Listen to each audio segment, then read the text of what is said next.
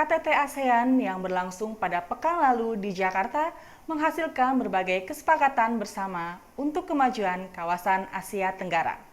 Namun, selain kesepakatan masih terdapat berbagai isu lain yang perlu mendapat perhatian dari negara-negara anggota ASEAN. Berikut rangkuman tim VOA pasca KTT ASEAN Jakarta. Rangkaian konferensi tingkat tinggi ASEAN ke-43 yang digelar di Jakarta 5 hingga 7 September 2023 telah selesai diselenggarakan. Dalam pidato penutupan, Presiden Jokowi menyampaikan bahwa KTT ASEAN menghasilkan puluhan dokumen dan kerjasama konkret. Selama 3 hari ini, 12 pertemuan KTT telah diselenggarakan dan menghasilkan 90 outcome documents dan sejumlah kesepakatan konkret dengan mitra. Meski menghasilkan sejumlah kesepakatan konkret, sayangnya tak ada kemajuan berarti terkait dua isu besar yang selama ini menjadi pembahasan, yakni sengketa di Laut Cina Selatan dan penyelesaian masalah Myanmar. Terkait permasalahan Laut Cina Selatan, belum ada kesepakatan lebih lanjut lagi selain kesepakatan panduan untuk percepatan negosiasi aturan main di Laut Cina Selatan. Kayak dalam hal South China Sea, ASEAN juga nggak bisa menyelesaikan karena memang bukan mandatnya ASEAN untuk menyelesaikan. Persoalan South China Sea dalam konteks maritime delimitation atau dispute adalah responsibility dari masing-masing claimant untuk menyelesaikan dan bernegosiasi sendiri.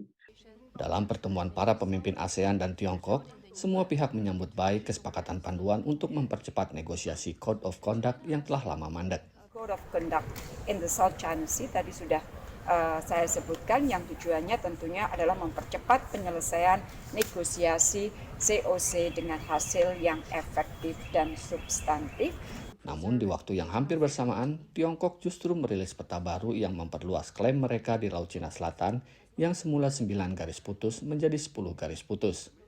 Sementara terkait penyelesaian konflik Myanmar, Presiden Jokowi mengingatkan pentingnya implementasi 5 poin konsensus untuk menyelesaikan masalah Myanmar.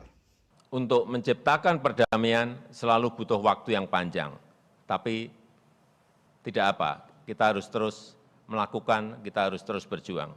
Dan ASEAN tidak akan tersandra oleh isu Myanmar.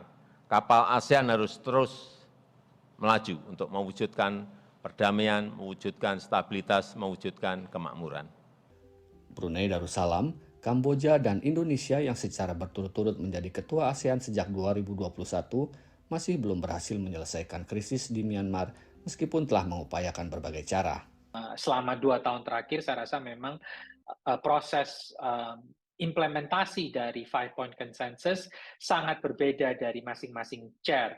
Dari era Brunei, era Kamboja, dan sekarang Indonesia yang mempunyai approach yang berbeda-beda. Jadi ketidakkonsistenan dari implementasi 5 point consensus adalah salah satu masalah yang saya rasa masih menghantui proses ASEAN membantu Myanmar.